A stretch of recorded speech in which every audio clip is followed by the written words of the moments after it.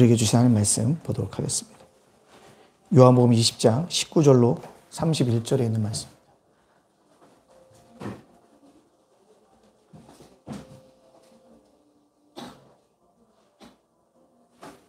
요한복음 20장 19절로 31절에 있는 말씀 제가 봉독해 올리겠습니다. 이날 곧 안식 후 첫날 저녁 때 제자들이 유대인들을 두려워하여 모인 곳에 문들을 닫았더니 예수께서 오사 가운데 서서 이르시되 너희에게 평강이 있을지어다. 이 말씀을 하시고 손과 옆구리를 보이시니 제자들이 주를 보고 기뻐하더라. 예수께서 또 이르시되 너희에게 평강이 있을지어다. 아버지께서 나를 보내신 것 같이 나도 너희를 보내어두나. 이 말씀을 하시고 그들을 향하사 숨을 내쉬며 이르시되 성령을 받으라. 너희가 누구의 죄든지 사하면 사하여질 것이요 누구의 죄든지 그대로 하면 그대로 있으리라 하시니라. 12제자 중에 하나로서 디두모라 불리는 도마는 예수께서 오셨을 때 함께 있지 아니한지라. 다른 제자들이 그에게 이르되 우리가 주를 보았노라 하니 도마가 이르되 내가 그의 손에 못자국을 보며 내 손가락을 못자국에 넣으며 내 손을 그 옆구리에 넣어보지 않고는 믿지 아니하겠노라 하니라. 여드레를 지나서 제자들이 다시 집안에 있을 때 도마도 함께 있고 문들이 닫혔는데 예수께서 오사 가운데 서서 이르시되 너희에게 평강이 있을지어다 하시고 도마에게 이르시되 내 손가락을 이리 내밀어 내 손을 보고 내 손을 내밀어 내 옆구리에 넣어보라. 그리하여 믿음 없는 자가 되지 말고 믿는 자가 되라. 도마가 대답하여 이르되 나는 주님이시요 나의 하나님이시니이다. 예수께서 이르시되 너는 나를 본고로 믿느냐 보지 못하고 믿는 자들이 복되다 하시니라. 예수께서 제자들 앞에서 이 책에 기록되지 아니한 다른 표적도 많이 행하였으나 오직 이것을 기록하면 너희로 예수께서 하나님의 아들 그리스도이심을 믿게 하려 하며 또 너희로 믿고 그 이름을 힘입어 생명을 얻게 하려 함이라. 아멘. 자, 마음이 안 좋네요. 와서 무슨 10분 동안 저렇게 떠들고 가려고 하는지 참.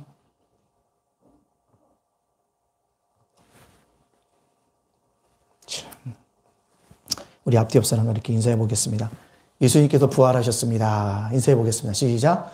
예수님께서 부활하셨습니다. 아멘. 참, 한 주간 동안 열심히 기도하고 은혜를 받았는데 아침에 저렇게 지적을 하고 나가면 기분이 굉장히 안 좋아요. 우리가 지킬 거 다 지켜줌에도 불구하고 뭐 이렇게 자꾸 얘기하는지. 우리 명부 잘 적어야 됩니다. 명부를 누가 이렇게 하다가 두 칸 했나 보죠.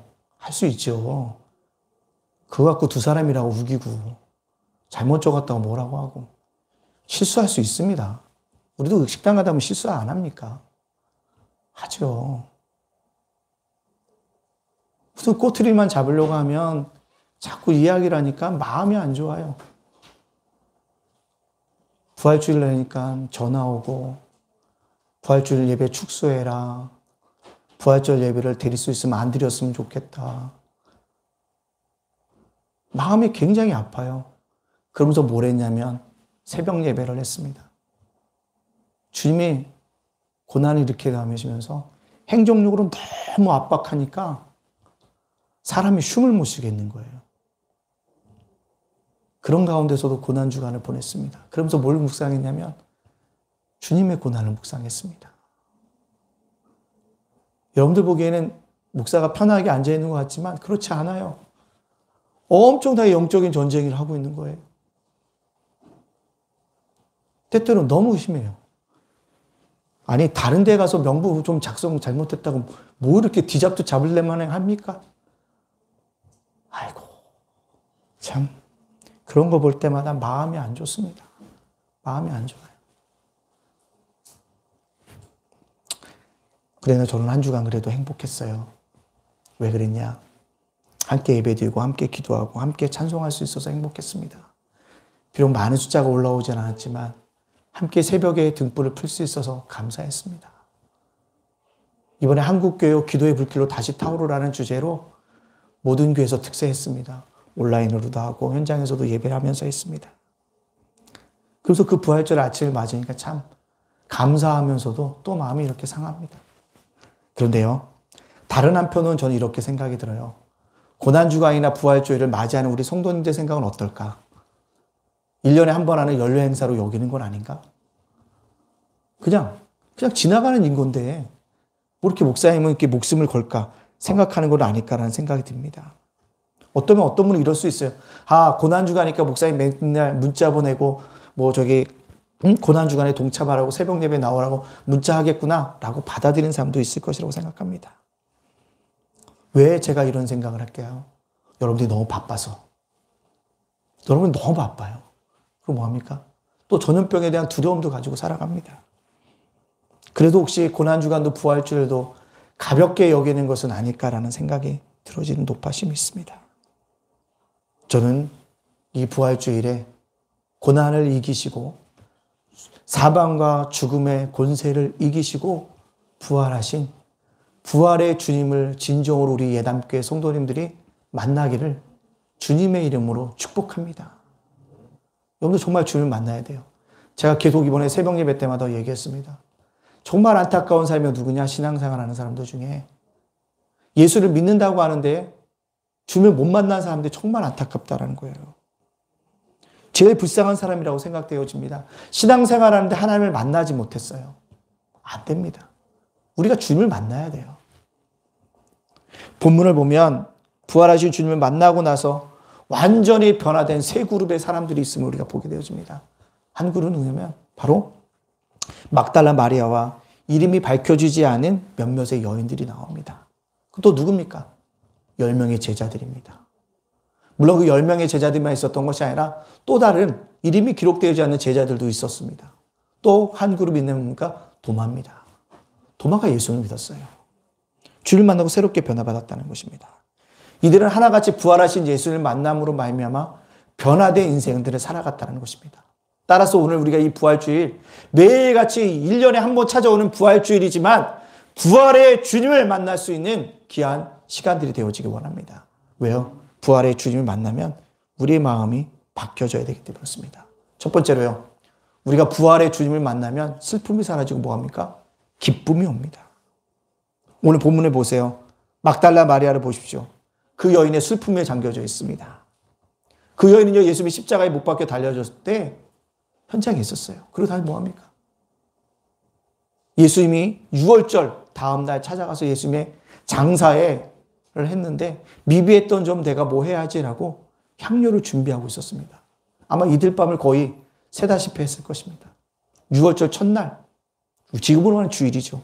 주일날 달려갔을 것입니다. 달려갔더니요, 무덤에 돌이 굴러져 있는 거예요. 들여다봤더니 예수가 없어요. 다시 제자들에게 달려갑니다. 그리고 베드로와 요한을 데리고 와서 보니까 정말 예수님이 실신이 없는 것들 제자들과 함께 다시 확인합니다. 그 다음에 그 마리아가 뭐합니까? 그 자리에 주저앉는다는 거죠. 울어요, 울어. 웁니다, 울어. 왜 울까요? 사랑이 깊기 때문에 사랑하는 사람들과 이별이 안타까워서 슬픔에 잠겨 울고 있다는 것입니다. 그래서 11절 말씀에 이렇게 얘기합니다. 마리아는 무덤 밖에 서서 울고 있더니 울면서 구부려 무덤을 들여다보니 울고 있더니 울면서 뭐예요? 억정이 심정이 무너지는 심정으로 울고 있다는 것입니다. 슬픔이 민물처럼 밀려온 겁니다. 그의 가슴을 채우고 있습니다. 그때 예수님이 그를 찾아오셨다는 거죠. 그리고 그에게 뭐라고 얘기합니까? 15절에 예수께서 이르시되 여자여 어찌하여 울며 누구를 찾느냐 하시니 마리아는 그가 동산 주기인 줄 알고 이르되 주여 당신이 옮겼거든 어디 두었는지 내게 이르소서 그리하면 내가 가져가리이다. 부활하신 예수님을 알지 못하고요. 무덤을 짓기는 동산직인지 알았던 거예요. 그래서 뭐라고 얘기합니까? 예수님의 실신을 자기가 가르쳐 갈 테니 가르쳐달라고 얘기합니다. 그때 주님이 그 여인에게 울고 있는 여인에게 한마디 하십니다. 뭐라고요? 마리아야. 마리아야. 그 한마디에 마리아가 그 음성이 자기가 그토록 듣고 싶었던 주님의 음성인 것을 깨닫게 되어집니다. 그래서 뭐요? 슬픔이 기쁨으로 바뀌어지게 되어진다는 사실입니다. 그렇습니다. 둘의 눈물들이 뭐예요? 다시 한번 기쁨의 눈으로 바뀌어지고 있다는 것입니다. 그렇습니다. 마리아는 부활하신 주님을 만난 다음에요. 슬픔이 아니라 뭐요? 기쁨이 넘쳤다는 것입니다.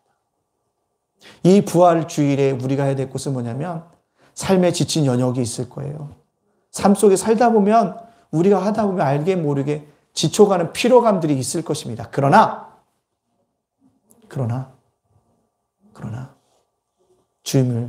부활의 주님을 만나면 기뻐요. 저도 고난주간 동안에 기도하면서 나갈 때 참 마음이 무거울 때가 있어요. 근데 기도하면 뭐 하는지 아십니까? 새 힘이 돋아요. 미래를 보면 암담해요. 교회를 어떻게 이끌어가야 되지? 내가 생활을 어떻게 해야 되지? 애들을 어떻게 장가가고 시집 보내야 되지? 이런 거 고민하게 되면 아무것도 못해요. 왜요? 인간적인 계산이 안 서기 때문에 그래요. 근데 문제는 뭡니까? 그런 어려운 가운데 속에서도 기도하고 찬양하고 나아가면 뭐가요? 알지 못하게 내 안에 뭐합니까? 알 수 없는 샘솟는 기쁨이 넘칩니다. 그것 때문에 내가 오늘도 뭐 하는 거예요? 여러분들 앞에 서서 기뻐하는 겁니다. 기뻐하는 거예요. 여러분들 꼭 기억하십시오. 부활의 주님을 만나면 슬픔이 변하는 뭐다? 기쁨이 되어진다는 거죠. 시편 30편 11절에 뭐라고 합니까? 주께서 나의 슬픔이 변하여 내게 춤이 되게 하시며 나의 뱃옷을 벗기고 기쁨으로 띠우셨나이다 라고 얘기합니다. 그렇습니다. 슬픔이 춤이 되게 하여 주시고 뱃옷을 벗겨 기쁨으로 띠우셨다. 기쁨의 옷으로 입어 주신다는 것입니다. 그렇습니다. 여러분들 이 부활주일에 주님을 만나기를 간절히 소원합니다. 어떤 주님을 만나야 될 것이냐? 바로 기쁨의 주님을 만남으로 말미암아 여러분의 삶이 다 고단해요. 다 어려워요. 저처럼 때때로 계산이 안 되는 인생일지라도 그 부활의 주님을 만남으로 말미암아 다시 주님께 주시는 그 생분을 가지고 살아갈 수 있는 저와 여러분이 되어지기를 간절히 원합니다. 그래서 우리가 부활절에 누구를 만나자고요? 기쁨의 주님을 만남으로 말미암아 정말 변화된 심령들이 되어지기를 간절히 소원합니다.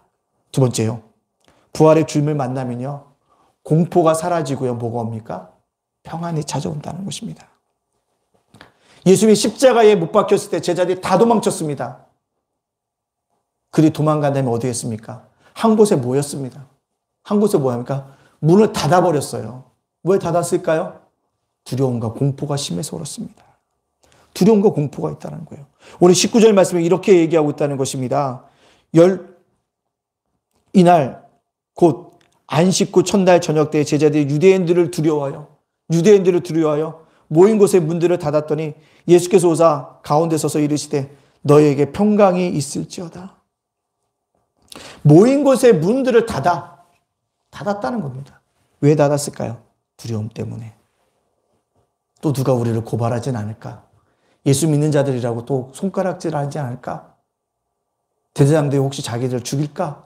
이런 두려움 때문에 공포심에서 뭐요? 문을 닫고 있었다는 것입니다. 근데 이들이 아마 예수님이 한참 인기를 끌고 있을 때는 우쭐쭈쭐했습니다. 뭐라고 해요? 울줄거렸어요. 기분이 업됐습니다. 그리고요 뭐요? 예수님에 대한 자부심으로 가득했을 것입니다. 겁날 것도 없었습니다. 그러나 예수님께 십자가 죽음에 당한 후에는 모든 것이 역전되어졌어요. 공포에 떨고 있다는 것입니다. 가위에 눌릴 수도 있습니다. 어찌할 바를 알지 못하는 공포심이 있다는 그 공포심의 한 표현이 뭐다? 문을 잠그는 거라는 거죠. 여러분도 공포가 있을 수 있어요. 팬데믹의 공포가 있을 수도 있어요. 전염의 공포가 있을 수도 있어요. 삶의 공포가 있을 수도 있어요. 그럴 때에서 뭐니까 마음의 문을 닫잖아요, 우리는. 그래서 마음의 문을 닫습니다. 마음의 문을 닫는다는 건 뭐예요? 미안하지만 두려움을 넘어선 공포가 있기 때문에 문을 닫는다는 것입니다. 근데요, 공포에 사로잡혔던 자에게 누가 오십니까? 예수님이 오십니다. 그래서 뭐라고 합니까? 평강이 있을지어다. 평강이 있을지어다. 공포에 사로잡힌 자들에게 주님은 평강이 있을지어다라는 말을 하니까 그들이 진정으로 부활하신 주님을 만나니까 그 마음속에 뭐예요? 평강이 넘쳐나고 있다는 것입니다. 이제 두려울 것이 없고 공포가 아니라 뭐예요? 용기로 가득 차게 되어진다는 것입니다. 이런 변화가 누구예요?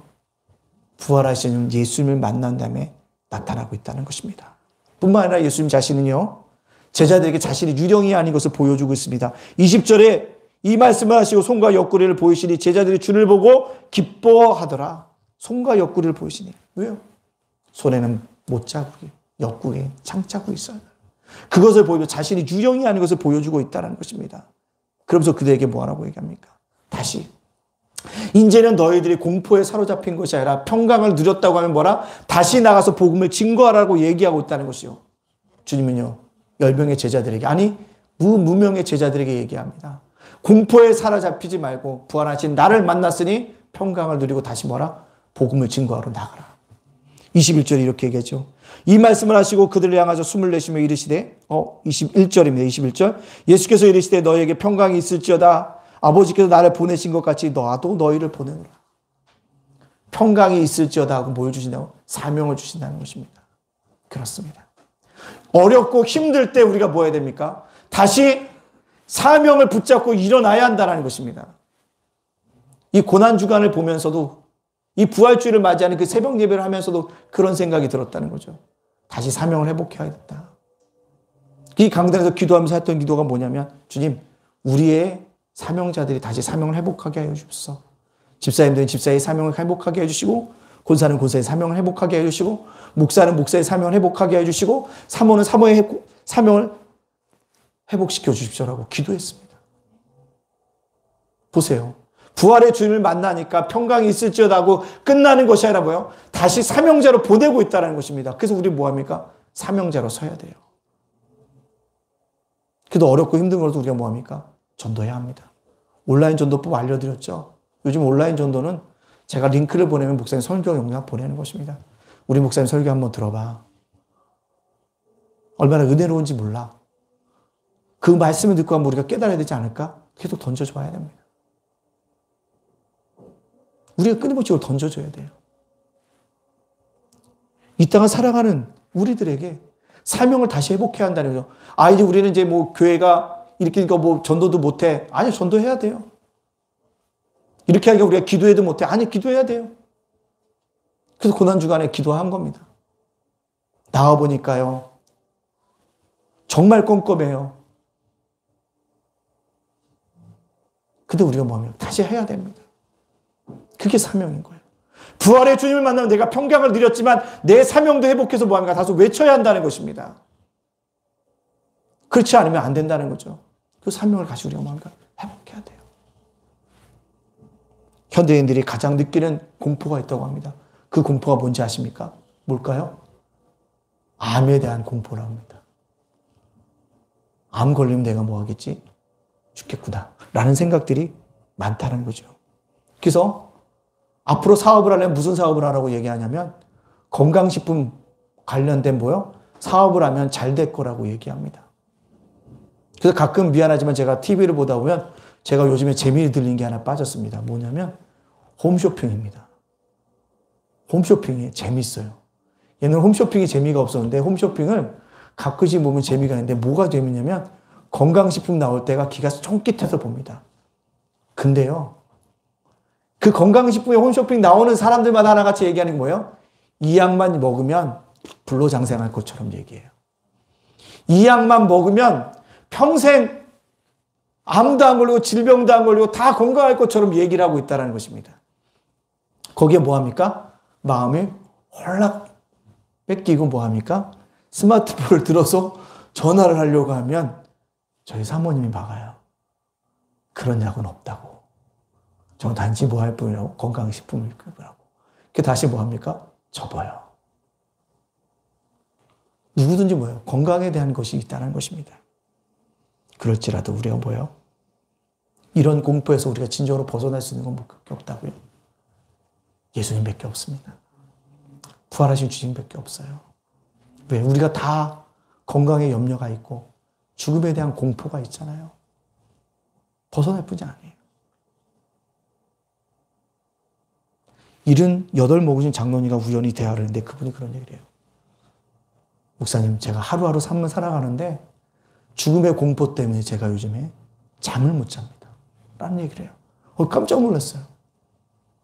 그분이 젊은 나이에 장로님이 되셔서 진짜 열심히 교회를 섬겨 오셨는데 죽음의 공포 때문에 잠을 못 잔다는 얘기 들으면서 그렇구나. 그러면서 그 얘기예요.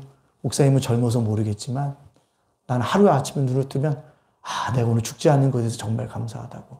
근데 밤에는 잘 때 그렇게 무섭다고. 뭐 때문에 무서워요? 내가 죽을까 봐. 그 얘기를 듣고 있다는 것입니다. 그러면서 느끼는 거예요. 아, 그렇구나. 누구든지 죽음의 공포 앞에서는 떨 수밖에 없구나라는 걸 느끼면서 그래도 장로님, 우리가 부활의 주님 바라보고 가야 되지 않겠어요? 라고 하니까 그래야죠. 그래서 매일 밤 그런데요. 죽음의 공포하면 주님 나와 함께 해주세요. 주님께서 마지막 하셨던 얘기, 내 영혼을 주님의 손에 맡깁니다라는 기도를 안 하고 잘 수가 없다는 거예요. 그렇습니다. 부활의 주님이라면 죽음의 공포가 있을지라도 뭐라고 얘기할 수 있어요?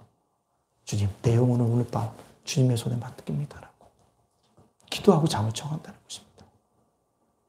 사랑하는 예단가족 여러분들, 부활의 주님을 만나면 여러분의 공포도 사라지고 여러분 앞에 주시는 새로운 사명을 붙잡음으로 말미암아 기쁨을 가지고 사명제로 살아갈 수 있는 우리 예담 가족들이 되어지기를 간절히 원합니다. 그 주님이 뭐라고 합니까? 나는 부활이요 생명이니 나를 믿는 자는 죽어도 살겠고 무릇 살아서 나를 믿는 자는 영원히 뭐하리라? 죽지 아니하리라고 약속하셨습니다.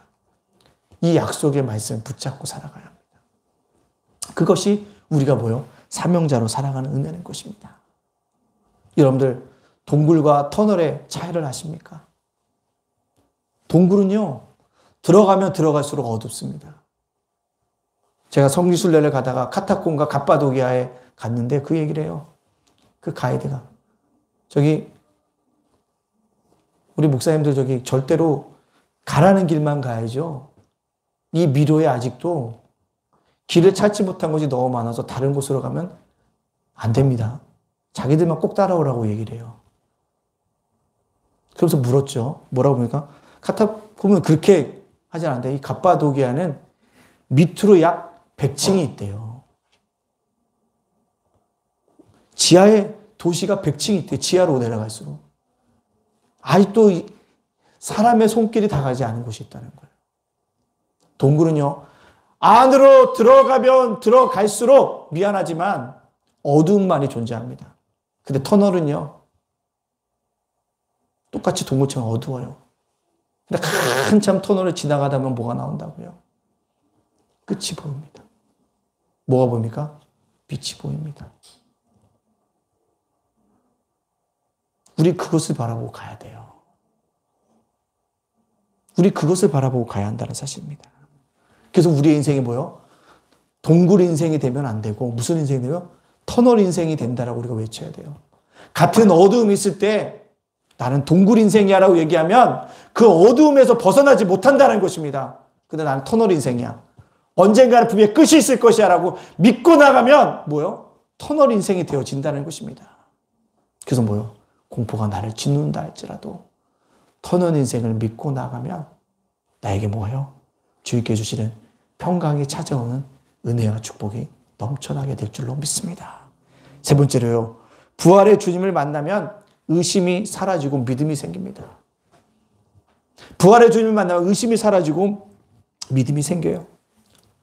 10명의 제자들은요, 예수님이 부활하신 예수님을 만났습니다. 근데 그곳에 함께 있지 못했던 한 사람이 있습니다. 누굴까요? 도마입니다. 근데 제자들이 와서 얘기합니다. 야, 너 부활하신 예수님 만났어? 아니, 나 못 만났는데. 우리는 만났어. 라고. 열심히 10명의 제자들이 우리는 주를 보았다라고 이야기하고 있습니다. 이에 도마가 약간 삐졌나 봐요. 뭐라고 얘기합니까? 25절에 다른 제자들이 그에게 이르되 우리가 주를 보았노라 하니 도마가 이르되 내가 그의 손에 못자국을 보면 내 손가락을 그의 못자국에 넣으면 내 손을 그 옆구리에 넣어보지 않고는 믿지 아니하겠노라 하니라. 다른 제자들이 그에게 이르되, 여기서 이르다라는 것은 현재형 동사입니다. 현재형 동사라는 것은 무엇이냐면 헬라에서 현재형 동사는 반복해서 계속 얘기하는 거예요. 예수님이 부활하셨대. 예수님이 부활하셨대. 예수님이 부활하셨다는 것입니다. 즉 10명의 제자들은요. 자신이 만난 예수님을, 부활하신 예수님을 증거하고 있습니다. 근데요. 도마 입장에서는 약간 마음이 상할 수 있어요. 왜 하필이면 내가 없을 때 부활하신 주님이 이곳에 오셨지? 나 있을 때 와도 되잖아. 그런 섭섭한 마음이 있었던 것 같아요. 그렇기 때문에 뭐라고 합니까? 그의 못자국에 내 손을 만져보지 못하고 그의 옆구리에 내 손을 넣어보지 못하면 내가 믿지 않겠다라고 얘기하고 있다는 것입니다. 의심의 절정판을 그가 고백하고 있다는 것입니다. 아마 그만 그랬을까요? 아마 우리도 그랬을 거예요. 내가 그것에 없었는데 무슨 혜택을 누리면 왜 내가 없을 때 그런 혜택을 주었지라고 섭섭한 마음들이 우리 안에 사로잡을 수 있다는 거죠. 우리 그 도마의 심정도 충분히 이해가 되어집니다. 근데 제일 중요한 것은요. 도마는 자기 나름대로 부활하신 주님을 만날 수 있도록 기준을 정했다는 점조차도 우리가 생각해 봅니다. 자기 나름대로. 예수의 못자국에 내 손을 넣어보며 옆구리에 내 손을 넣어봐야 돼요. 자기 나름대로의 뭐요? 부활의 주님을 만나는 틀, 자기 나름대로의 기준을 삼고 있다는 것입니다. 여러분, 자기 나름대로의 기준은 신앙생활에 도움이 안 됩니다. 뭐요? 말씀이 기준이 되어지고 예수님이 기준이 되어져야지만 뭐요? 우리가 살 수 있다는 것입니다. 이 얘기는요. 나름대로 내가 그것을 고백하고 있다는 것은요. 주님의 부활하심을 믿지 못하는 의심의 병이 그에게 들었음을 우리에게 보여주고 있다는 것입니다. 여러분, 그렇기 때문에 우리가 뭐 합니까? 믿음을 가져야 돼요. 그 의심 많던 도마에게 주님이 나타나시면 뭐 합니까? 그래 도마야, 네가 말한 대로 내 손에 못자국을 네가 만져봐라. 내 옆구리에 너 손을 놓아봐라 라고 얘기하시고 있다는 것입니다.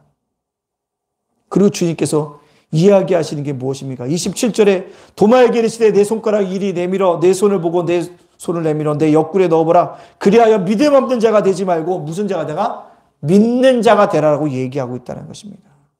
그렇습니다. 우리가 부활의 이 아침에 만날 때요. 부활하신 주님을 믿어야 한다는 거죠. 의심이 아니에요. 믿어야 되는 거예요. 그래도 주님에 뭐가 있어요? 놀라운 은혜가 있습니다. 결국 우리가 뭐합니까? 부활의 주님을 의심 없이 믿을 때 누구요? 나의 부활도 있게 되어진다는 사실입니다. 우리 그것을 바라보면서 나가야 한다는 것이에요. 근데 어떤 분은 얘기해요. 예수 믿어도 변화가 없는 것처럼요. 아니요. 변화가 있어요. 변화가 있어요. 어제 수학 돌봄을 하는데 어떤 한 수학 돌봄하는 선생님이 일찍 오셨는데요. 오자마자 펑펑 울어요. 그 내가 당황했어요. 아니 왜 우시냐고 그랬더니 자기가 가르치던 아이가 어떤 이야기를 했는데 이게 성경적으로 어긋나는데 자기가 가르쳐주고 싶은데 자기가 지식이 없어 가르쳐주지 못하는 것 때문에 운다는 거예요. 걔가 뭐라고 얘기했는데요? 그랬더니 걔가 남자랑 결혼한다는 거예요. 그냥 아이가 그 얘기를 던졌는데 선생님이 너무 깊이 받아들이셨나 봐요. 그래서 자기가 뭐 했다는 거예요? 엄마에게도 의견을 묻고 아빠에게도 의견을 물었는데 해답을 찾지 못했는데 오늘 와서 그에게 어떤 얘기를 해줄까 고민돼가지고 오다가 내 마음이 뭐 할 수밖에 없었다고. 울 수밖에 없다고. 참 순수해요. 막 펑펑 울어요.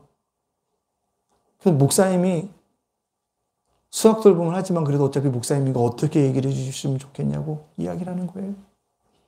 그래서 제가 그렇게 얘기했습니다. 아이가 아직 가치관이 형성이 되지 않아서 결혼이라는 것을 잘 몰라서 얘기하는 거야. 그럴 필요 없어. 선생님 죄송한데 개인적인 질문할게요. 남자친구가 있어요? 아, 저 남자친구 있어요. 그럼 그렇게 얘기해요. 선생님은 남자친구랑 결혼할 거야.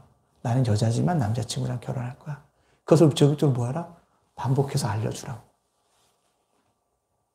아직 가치관이 정립되지 않았으니까 그런 얘기를 하는 거예요. 아, 그래요? 그애한테 물어.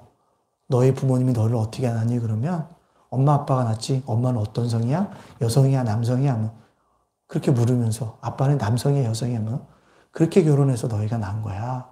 이게 결혼이라는 거야. 이렇게 선생님이 반복적으로 이 얘기를 해주면 될 것 같습니다. 그러더니요. 갑자기 자매가요. 눈물을 뚝 그치면서 아, 목사님 그런 방법이 있었네요. 그러면서 뭐 하는 거야? 눈물을 씻고 제가 오늘 그 아이에게 그걸 꼭 얘기해 줄게요. 라고 얘기합니다. 여러분, 그러한 순수한 믿음으로 우리가 가지고 나아가는 게 중요한 거예요. 난 그 선생님 보면 그 순수한 믿음이 너무너무 예뻤어요. 고민됐던 거예요. 자기가 기독교인이고 자기 말대로 진짜 자기가 유년주일 학교도 다 교회를 다녀서 청년부까지 얘기 나왔는데 그 문제에 대해서 자기가 해답을 주지 못하더라는 거예요. 성경적으로. 그렇습니다. 이 얘기를 왜 하냐면요. 우리도 믿음이 있을 때 믿음의 눈을 가지고 살아갈 수 있다는 것입니다. 부디 믿음의 자녀가 되어지기를 원합니다. 부활의 주님을 만나면 의심이 사라지고 믿는 자가 되어집니다. 우리 모두가 믿는 자가 되어지기를 간절히 원합니다. 종교개혁자 루터가 가장 좋아하는 사계절 중에 이 계절을 가장 좋아했습니다. 어떤 계절인지 아십니까? 봄, 여름, 가을, 겨울 중에 어떤 걸까요? 루터가 이걸 굉장히 좋아했어요. 어느 날면 바로 봄입니다. 겨울에 모든 것이 죽은 것 같은데 봄이 되니까 뭐예요? 싹이 나고, 그죠? 잎이 나고 열매를 맺어가는 거지. 보이기 시작한다는 거죠. 그래서 물었다는 거죠. 아니, 선생님, 왜 봄을 그렇게 좋아하십니까? 그러니까, 봄은 주님의 부활과 같기 때문에 그렇고, 나의 부활과 같기 때문에 그렇다네. 예? 우리가 죽은 것처럼 보이지만, 나중에는 봄처럼 새로운 부활의 육신을 입고 일어날 것이기 때문에 그렇다네라고 이야기했다는 거죠. 그래서 자기는 부활의 아침을 만나면 사모하기 때문에 봄이 그렇게 계절 중에 가장 뭐하더라? 좋다고 이야기하고 있다는 것입니다. 그렇습니다. 언젠간 우리 인생의 겨울이 올 것이고 예 없이 다 겨울에 들어갈 것입니다.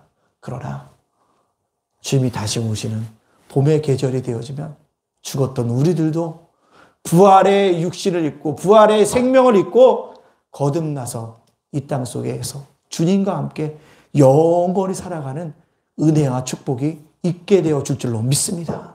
그것을 바라보시면서 부활의 주님을 함께 동행할 수 있는 우리 예담 가족들이 다 되어지시기를 주님의 이름으로 축복합니다. 아멘. 이제부터 성찬 예식을 할 텐데요.